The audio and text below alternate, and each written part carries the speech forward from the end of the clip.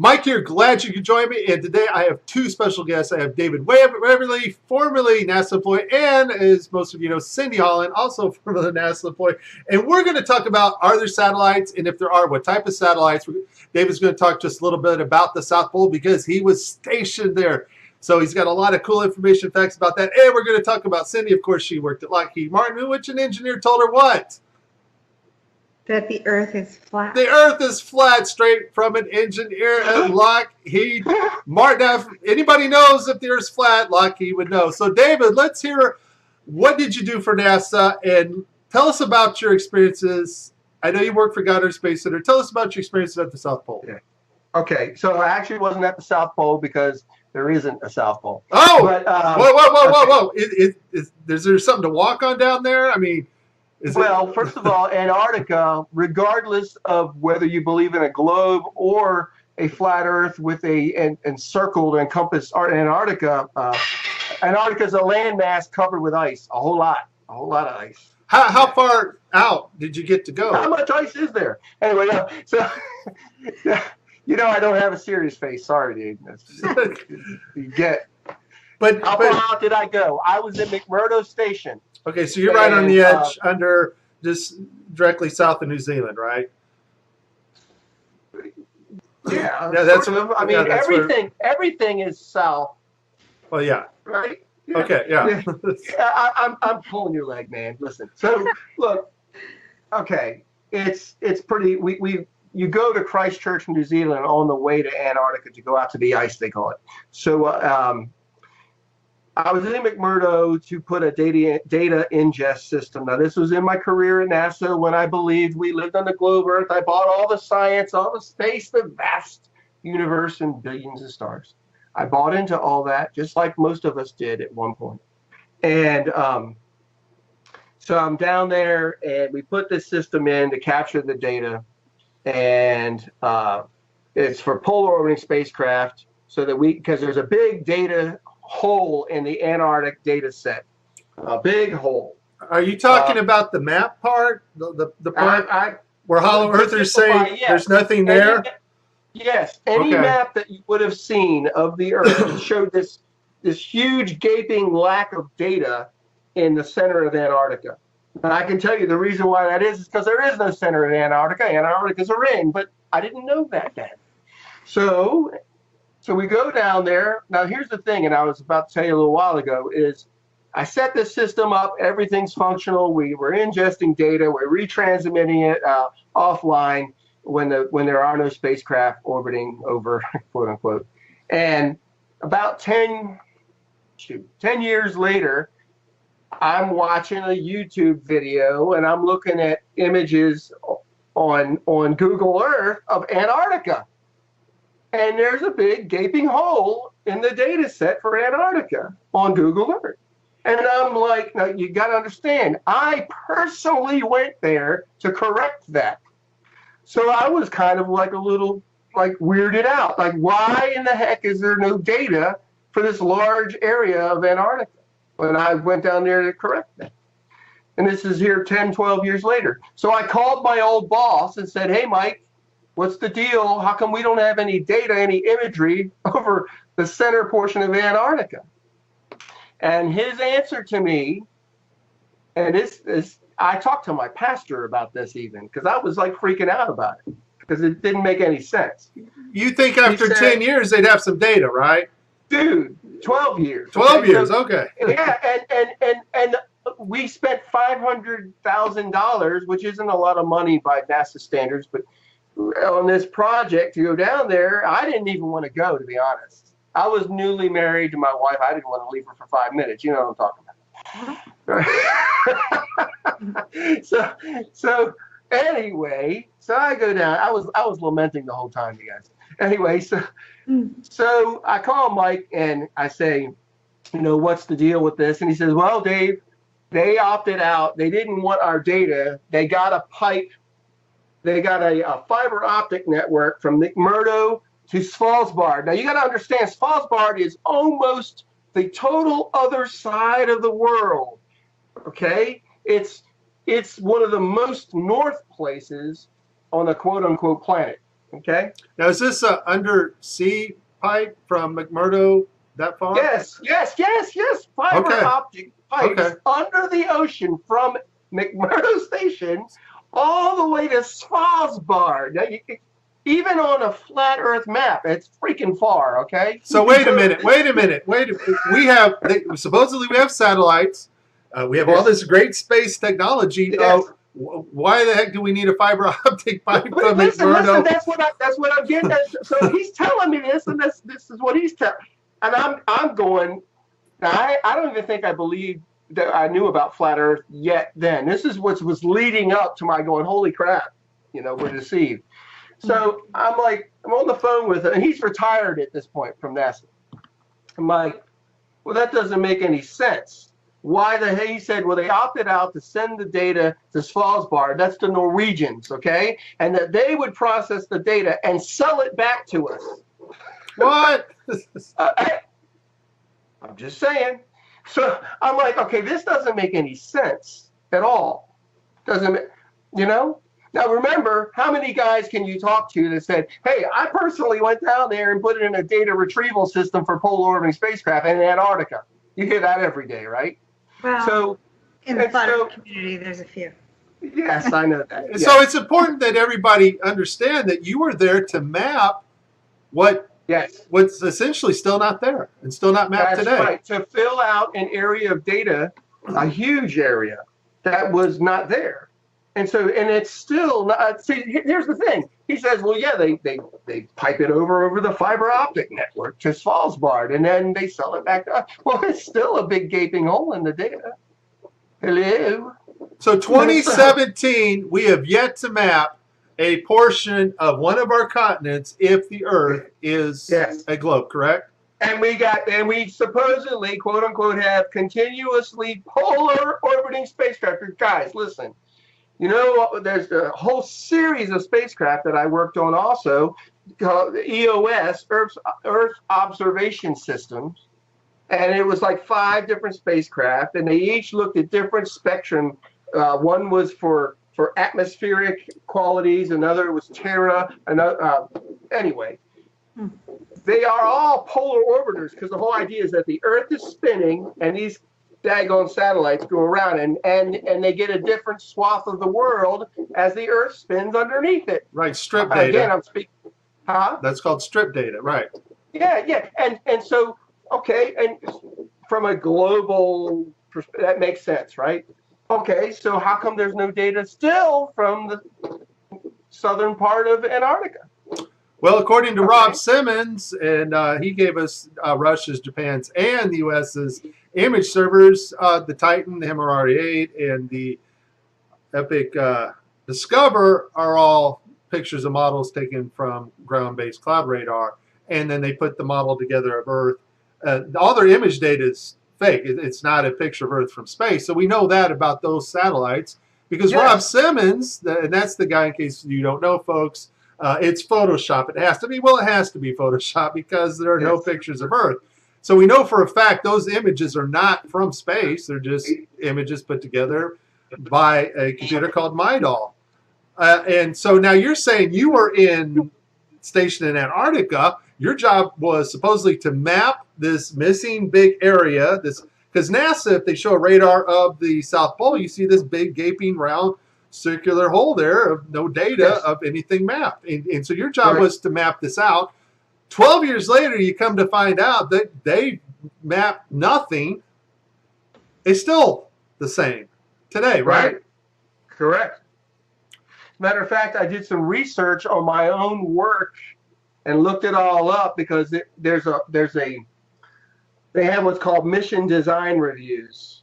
Okay, and Cindy, you probably know about that, right? So I know. Yeah, we had that in our. Yeah. And so they would also look at proposals, whether a mission or a project was viable. And it's a lot of work leading up to before you're ever even able to execute any part of a project.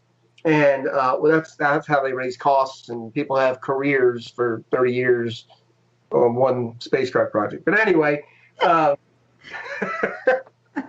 I'm just saying. I looked it up and I could find all this work that my boss had gone and campaigned with University of Wisconsin and all these guys, and there was all these project plans and proposals regarding this, so why they were going to spend the money, why we were going to go down there and do that. You could find it. It's out there because I looked it up. I wanted to see what led up to why I went there, you know? And basically, his answer does not give an answer because it doesn't make any sense. He didn't answer the fact that there's a big gaping hole in the data still. In other words, nothing mapped. That's what we call a gaping hole in the data. There's nothing there. There's a map of Antarctica on a globe Earth. I used to have a globe in here for joke purposes. On a globe Earth, anybody that looks at it, you show Antarctica. When you look, go to Google Earth, and if you zoom in, you'll notice that the lines from data scans, they converge at the middle and they become nothing. It's just white. There's no data. It's kind of filled in, kind of like the guy who made the Earth image, right? It's Photoshop because it has to be. All right, yeah. Awesome. Now, David, you, Cindy, and I, we were talking about actual what we would call real satellites, not ones orbiting a ball, of course, but real satellites that actually resonate probably on a frequency perfectly in our magnetic field. They have found technologies, and Cindy, you know what you've heard of the TR3, the funny triangle-shaped spacecraft they got. We have aircraft that actually can hover almost indefinitely in tune with our magnetic field. That's what I'm understanding. Cindy, you mentioned a project that you cannot talk about, of course, and we'll respect that. But they are, in most part, what are really satellites, correct? What can you tell us about this, Cindy?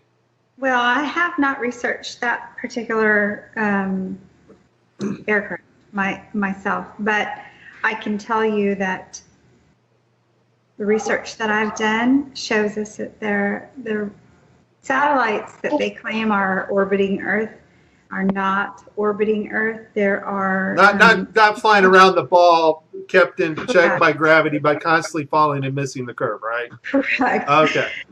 That are never seen in any photos, by the way. That's a crazy concept too, that you're spinning around a ball, constantly falling and missing it because you're going 17. Sci-fi movie. Yeah, that's a science fiction. Want to create a sci-fi movie? It's a really good topic, but in reality, yes, they're building satellites because I have friends who work for these companies who build them. Yes, sir.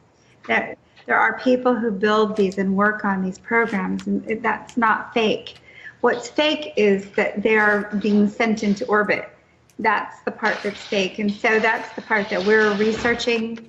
We're looking into these anomalies because we know that outer space is not factual. It's created. It's not. It's a sci-fi movie. It's not something that's able to be. You can't go there. Yes. It's we just can't get to the moon. So Cindy, let me ask you, Cindy, I've talked to NASA engineers and they claim, well, I work on satellites.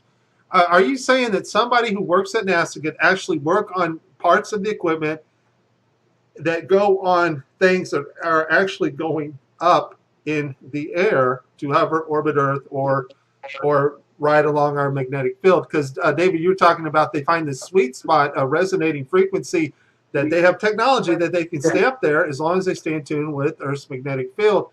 Is it possible employees, Cindy, can build these things and they tell them it's an orbital satellite, but still be functional and be used for maybe one of these platform devices? It's hard to know what they would be used for because we're not in the know.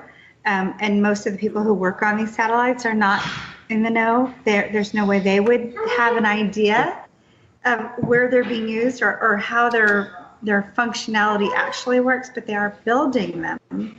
I know I have a close friend I grew up with who works at Boeing, and when I first started posting that satellites were fake, she was very upset with me because she works build satellites. Well, a lot of us work with people who build or work on satellites.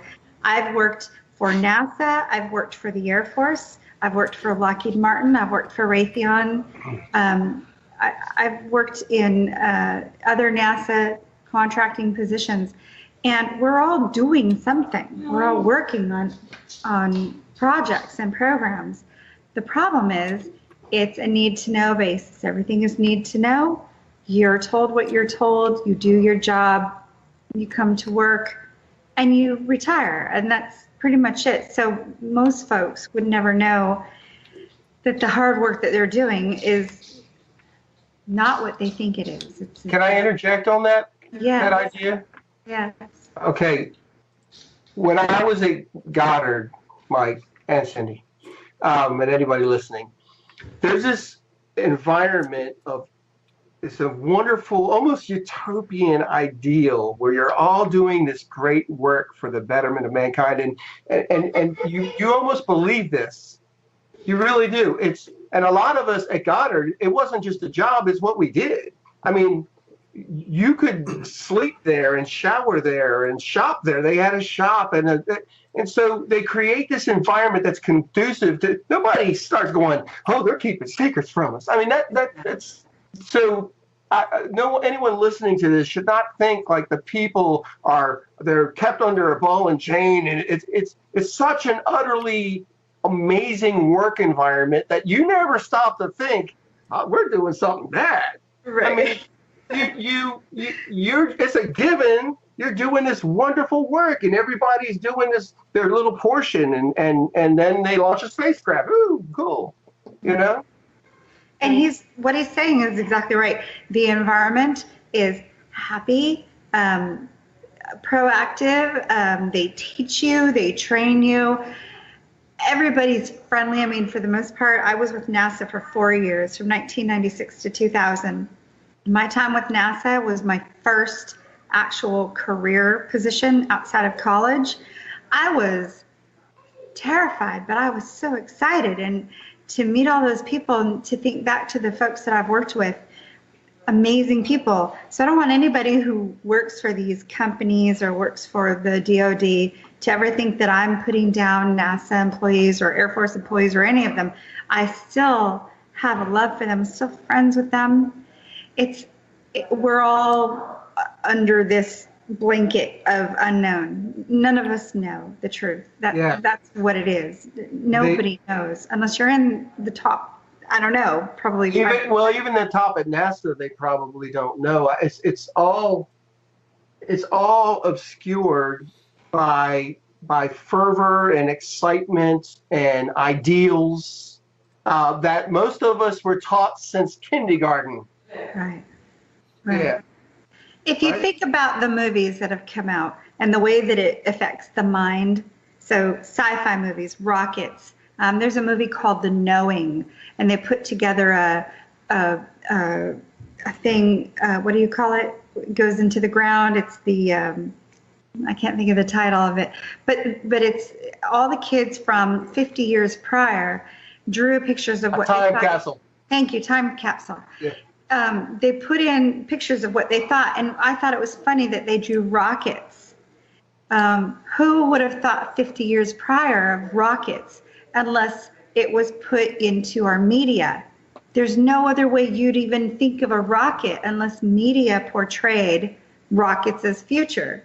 Of course. So I saw I've been watching this movie a lot lately because I pick apart movies as I try to figure out what they're doing next. And so I pick apart Hollywood movies, but The Knowing is a good one because it kind of shows you the direction that they're taking. They're using specific agendas, space absolutely, the globe absolutely, evolution is huge. And so they're taking these things that we've been taught since kindergarten, and they're manipulating people to believe. And these are psychopaths. They don't have guilt. They do not have feelings. Correct. They're able to teach these things in schools and in college and all the way up to people who are PhDs. And they know they're false. They know they're fake. There's no proof. It's all theory. But they can do this because it's an agenda, and it goes with their agenda. So, can I add to that? Yes. Okay, this is a scriptural ideal, guys. Is that God says that He will do nothing. Will I do nothing without first telling my servants, the prophets? Mm. Satan or Lucifer or whatever name you want to give him, the serpent, he has these aspirations to be like the Most High. So he also has his servants, the prophets. We call them the media. And so he tells us, they tell us what they're doing through movies, through media, like you're saying, Cindy. So they're laying their game plan or their intent in a whole lot of movies like that. Yeah. You know, guys, this is very interesting, and I shut my camera off so I get a better stream. But you know, when we talked with Rob Simon, he's very honest. He gave us Russia's, Japan's FTP servers, all their model of Earth that they used to superimpose the images on to make it look like they're taken from outer space. Totally straight up honest about what map projections you use, and he gave us that website and how to configure the map that they use for different projections and things. When you talk to other NASA certain employees at certain departments, they straight up tell you, oh no, it's not this and this. And so none of it leads to outer space or you know, living on a spinning ball and traveling 483,000 miles an hour. What it tells me, though, is that it seems like there's a separation between the people doing the work at NASA and a media conglomerate or a other type of government that does the faking part, the part where they take you in on the ISS and fake, you know, weightlessness through the HoloLens technology JPL is working with right now, or telemetrics that they've contracted, and that allows them to bring in actors from any place over the world and put them on the same set. It's almost like the stuff that these engineers are building are actually used and put on these platform type what we'll call satellites, just for a better lack of term right now, so they can look at the Earth and get cloud cover and things. They're heavily interested in our magnetic field. We'll probably talk about that in another video. We'll talk about the sun in another video and how the eclipse, nothing blocked the sun. But it almost seems like there's this other type of government thing going on that's sort of separate from NASA. It's like NASA has another division that we would call liars and deceivers, you know, part of NASA. And then we have the people that actually do real work and real technology for NASA. That's what it's looking like. What are you guys' thoughts on that? Absolutely. Again, the mass of people, and they are many. There was between 17,000 and 35,000 at Goddard at any one time throughout the history of Goddard. All of those workers, like Hubble was built in our clean room at Goddard, right? It never enters their mind that what they're doing is going to be for deception. They think that it's for science, for knowledge, for the betterment of mankind, so that we could understand how we were created, right? Which the very thought of that's kind of insane, but anyway. What do you got to say to that, Cindy? Can you please repeat what you just said, David? I said that that just at Goddard alone, there's a lot of people that work for NASA in its entirety, that work who are engineers and scientists and other support personnel supporting all of that infrastructure. That at Goddard alone, there was between 17,000 and 35,000 people just working at Goddard. Okay, so when I was at Dryden, and it's not called Dryden Flight Research Center anymore, they did change the name not too long ago. I don't know what the new name is, but when I worked there from 1996 to 2000, we had to go through Y2K. And because I was an IT support person, I know exactly how many computers there were. I'm going to give you a basis. It was 2,500 computers that I had to fix prior to Y2K, which is, you know, everybody remembers Y2K. If you don't, you need to go research it. But So I can tell you, we had approximately 2,500 computers, which equates to approximately 2,500 folks. If I had to guess, based on my experience in those 4 years, as a truther now, and I became very awake in 2009 to most truths, and I became aware of flat Earth in May of 2016. So I have many years as an awake person. When I go back and I think about the photographers who were in the office next to me, who came out of the building and said they couldn't believe people believed in the fake moon landings. That was in 1997, 98. I don't remember the exact date. I just remember it happening. So wait. NASA employees that are in the know are going, I can't believe these people bought into that moon landing crap. Oh, guys. This is what I overheard, yes. No. You just reminded me of something I mentioned the other day to somebody who was like, oh, a pastor friend of mine. At Goddard, we had a digitization project in the education office. A guy named Dr. Bob DeBreese was the head of education at NASA Goddard. I did a lot of education outreach, but I was also technologically adept, so they would include me in these extra projects. We were going to digitize all the lunar lander and all of the Apollo mission stuff they had in archive, and it was missing. It was gone. Oh, boy. Okay. and I remember, but here's the thing, then I still believed all the other garbage. So I was like, well, it didn't make any sense, like, how would you lose? I guess the most historic moment in all of mankind. Why would you lose that? You lost all the telemetry data to the most important event ever, right? Yes, they got like freaking 10 sound bites from the lunar mission, I'll tell you, I was the retrospect administrator. Retrospect is a system that we used to back up computers for the whole facility. So this is dating myself, obviously, because retrospect is, I think it's outdated. I don't think anybody uses it now. But if you look in history, you will see that retrospect was the technology, the app, basically. We didn't have Windows. This was a long time ago, so it was different. But we used a system called Retrospect to back up computer systems. Now, if I'm understanding my role right as the backup administrator for Dryden Flight Research Center, everything was backed up every night based on my job, what I did. I backed up computers, and it was a system. It did it automatically. Now, wait, Cindy. Are you backing up like super important data like the moon data, or was the moon data not as important? And everything that was on they're personal freaking MP3s. So we can lose the moon data, but we're backing up everybody that swiped their key card for the last 20 months, right? Yes. Okay, I got just as long as I understand NASA's priorities. Gotcha. Yes. So we're backing up the work that they do each day to make sure that they're not family pictures. What's that? Family pictures.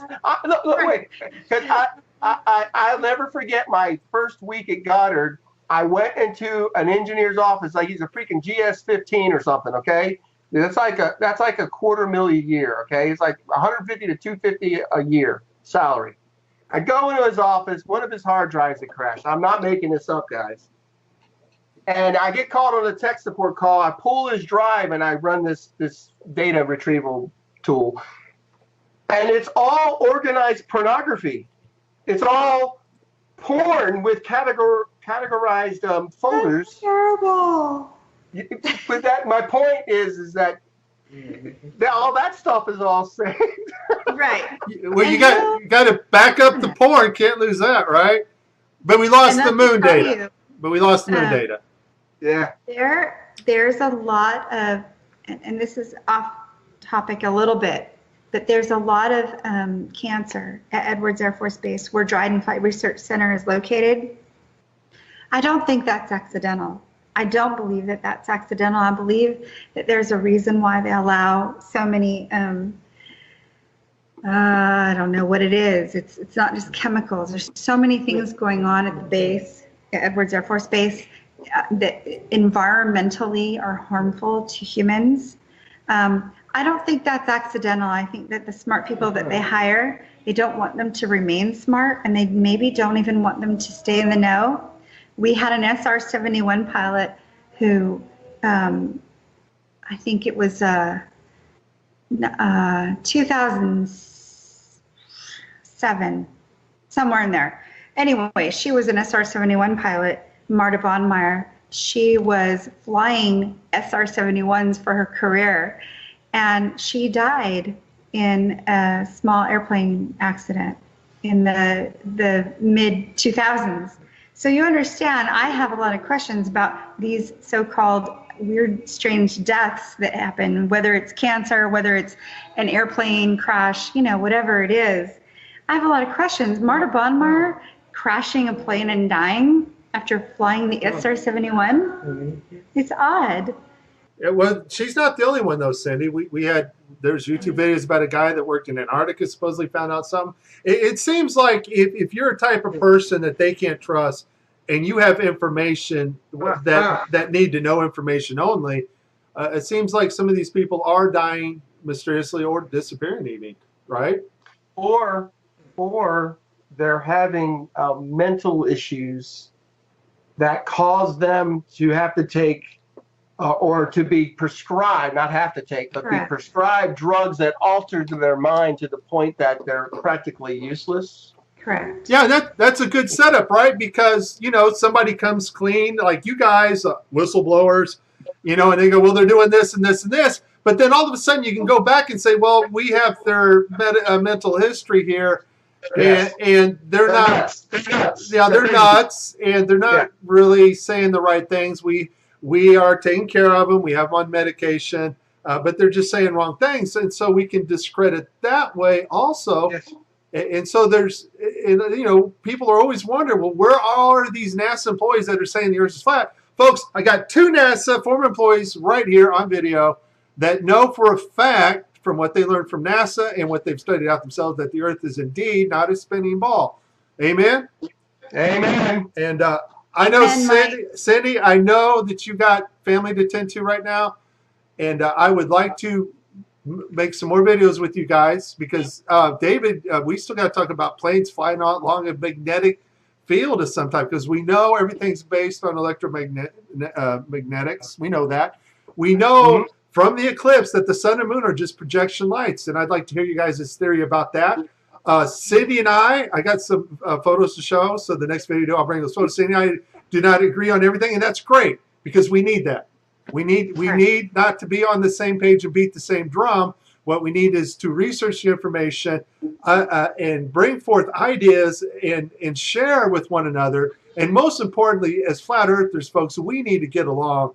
I can't stress that enough. There are no shills and gatekeepers in the flat earth community. There is no such thing as that. Nobody has the key to the whole thing, and they're just hiding it from us, okay? It's not even possible. And, and I get so mad. Yeah, I don't share the views of maybe Jaron or Bob or even Cindy. I don't share all her views. But I can tell you she is not a NASA gatekeeper, and I can tell you she's not a shill. She's very genuine. She is serious, and most importantly, she loves the Lord Jesus, and so does you and myself, David. Amen. And I'm so glad that you guys had a chance to watch this video with us. Are we I think we could even do a series, Mike. You want to do a series, David? Thinking about all the subjects that we've discussed today, just on our own, aside from the recording. Honestly, if your listeners are interested, I'm open to doing a series and doing different subjects on each one. Yes. Well, David's already got a YouTube channel, and you're going to have a YouTube channel, Cindy. So I want to call it Cindy Guns. Cindy Guns. We'll just whatever, but it's just something cool, something dangerous sounding, Well, hey, Mike. I would love to be involved in a series, but I'm really shy and I don't like to talk a whole lot. That's a bunch of caca, David. I'm pretty sure you're lying like NASA right now. Yeah. Yeah, well, no, because David, you had some good points about planes. I'd like to talk maybe about planes like the TR-3, which Cindy didn't know about, but I got pictures of one.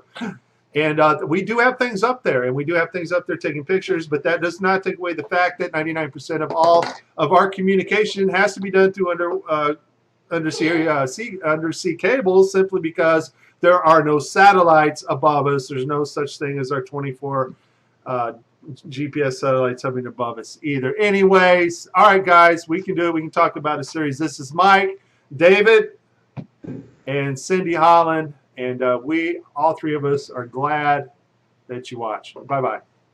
Bye. Thanks, guys. God bless.